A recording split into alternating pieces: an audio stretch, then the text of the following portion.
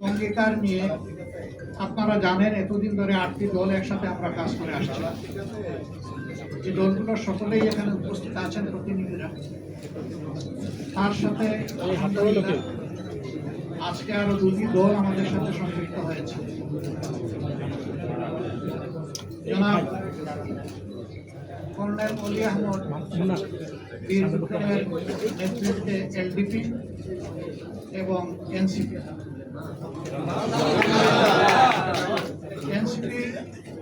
একটু আগে আমাদের সাথে তাদের বৈঠকটা সমাপ্ত হয়েছে। তারা এই বৈঠকে আসার সময় এবং সুযোগটা পাননি।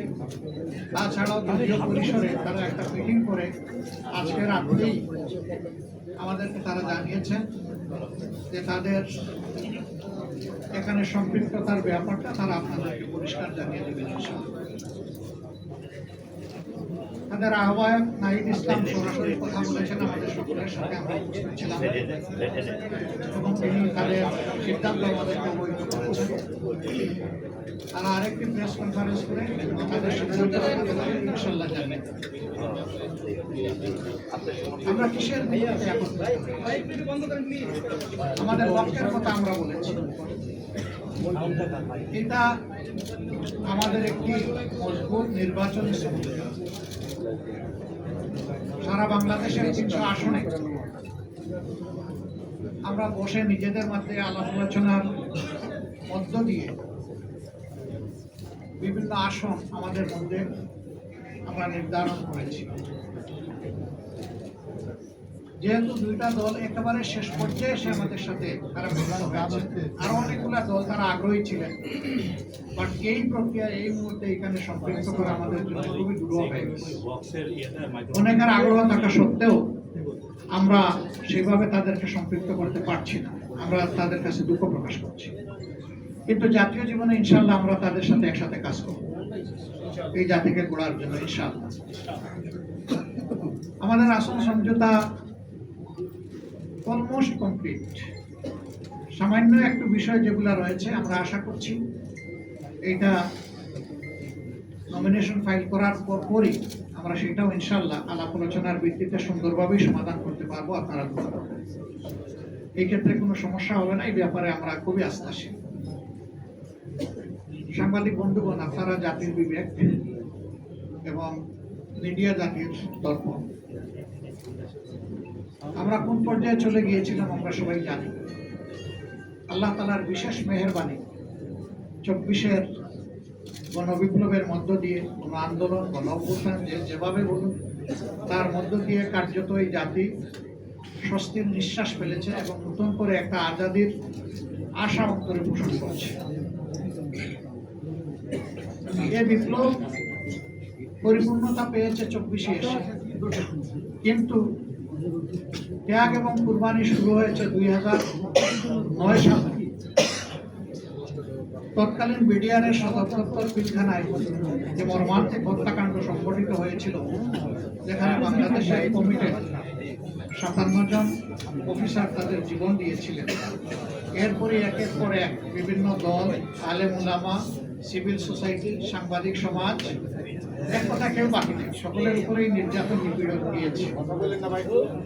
এখন জাতি একটা দীর্ঘস্থায়ী মুক্তির দিকে আগাতে চায়, শান্তির দিকে আগাতে চায়, একটা সুশৃঙ্খল জাতি হিসাবে আত্মপ্রকাশ করতে চায়। এবং আমাদের যুব সমাজের যে প্রত্যাশা, যেটার জন্য বুক চিতিয়ে তারা লড়াই করেছিল, জীবন দিয়েছিল, তাদের প্রত্যাশা পূরণ এখন আমাদের দায়িত্ব। আমরা আজকে মহান রবের দরবারে সেই সমস্ত আল্লাহর বান্দাদের জন্য দোয়া করছি যারা জুলুমের হাত থেকে দেশকে বের করে আনার জন্য লড়াই করে জীবন দিয়ে দুনিয়া থেকে বিদায় নিয়েছেন। আল্লাহ তাদেরকে ক্ষমা করুন, তাদের উপর রহম করুন, আল্লাহ তাদেরকে শহীদ হিসাবে করুন। আর যারা লড়াই করতে গিয়ে আহত বন্ধুত্ব বরণ করেছেন তাদের প্রতি আমাদের গভীর শ্রদ্ধা এবং সমবেদনা। আল্লাহ তাআলা তাদেরকে সুস্থতার নিয়ামত দান করুন। এত মানুষের লড়াই, সংগ্রাম, আত্মত্যাগ এর মধ্য দিয়ে আজকে জাতি যে জায়গায় এসে উপনীত হয়েছে, ঠিক 1.5 মাসের চাইতেও কম সময় আমাদের হাতে রয়েছে জাতীয় নির্বাচন অনুষ্ঠান। আমরা অঙ্গীকারবদ্ধ এই নির্বাচনকে সুষ্ঠু করতে, গ্রহণযোগ্য করতে, আমাদের পক্ষ থেকে আমরা সর্বাত্মক সহযোগিতা করব এবং আমরা চাই নির্বাচনের যে তারিখ ঘোষণা হয়েছে তার কোনো হেরফের না হয়ে এই তারিখেই নির্বাচনটা অনুষ্ঠিত হবে। আপনাদেরও সহযোগিতা এই ব্যাপারে খুবই প্রয়োজন। আমরা আশা করছি সরকার একটা সুষ্ঠু নির্বাচনের জন্য তাদের যে করণীয়, নির্বাচন কমিশন এবং সরকার সেই দায়িত্ব তারা পালন করবে। এখনো তাদের অনেক কাজ বাকি রয়ে গিয়েছে, এখনো সমতল মাঠ তৈরি হয়নি সকলের জন্য। সেই মাঠ তৈরির কাজটা হচ্ছে সরকার এবং নির্বাচন কমিশনের। তারা যে কোনো ধরনের লোভ লালসা, ভয় ভীতি এবং কারো প্রতি কোনো ধরনের আনুকূল্যের ঊর্ধ্বে উঠে তারা তাদের দায়িত্ব পালন করবেন। সাংবিধানিক নৈতিক দায়িত্ব এটা আমরা এবং জাতি তাদের কাছে প্রত্যাশা করি। এর যে কোনো ধরনের ব্যতিক্রম এই জাতি মানবে না, কারণ এই ব্যতিক্রমটাই তো আমাদের জীবন থেকে অনেকগুলো বছর খেয়ে নিয়েছে। তিনটা নির্বাচনে এই যে এখানে যারা উপস্থিত, আমি বিশ্বাস করি অধিকাংশই আপনারা কোনো ভোটই দিতে পারেন। আমরা তো জীবনে 2-4 ভোট দেওয়ার সুযোগ পেয়েছি, আপনারা পাননি। এইভাবে আমাদের ভোটের অধিকার হরণ করে নেওয়া হয়েছে। আগামীতে আমরা ওই ধরনের কোনো প্রক্রিয়া কেউ করতে গেলে কোনো অবস্থায় আমরা এটা বরদাস্ত করব।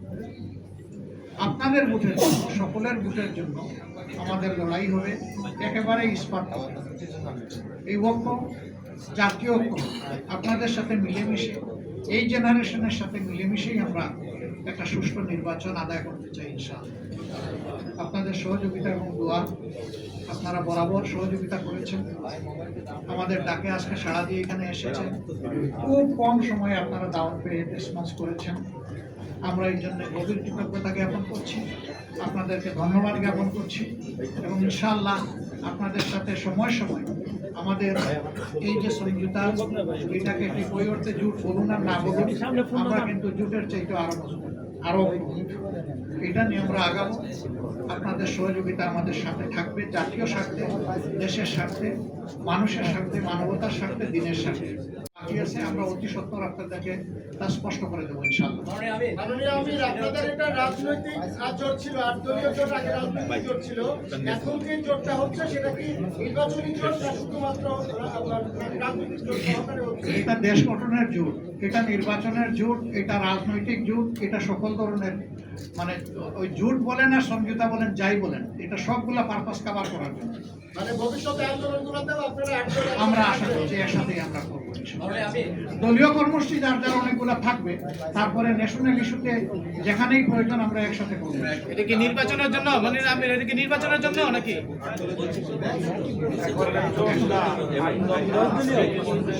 10 দল তো হয়ে গেছে। 10 দলীয় নির্বাচনে যার প্রতীকে নির্বাচন করবে নাকি?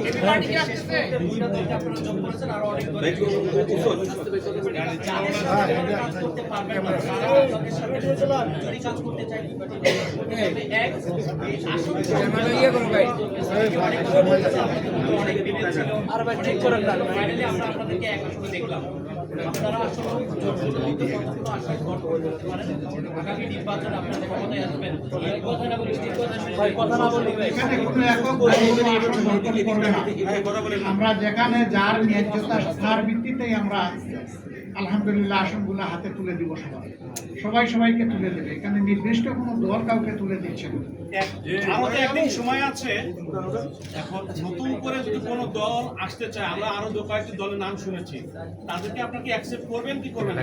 আমরা সবাইকেই কবুল করব, কিন্তু এই সময় কঠিন হয়ে যাবে। তারপরেও বিশেষ কোনো বিষয় থাকলে আমরা আমাদের মধ্যে আলোচনা করবো।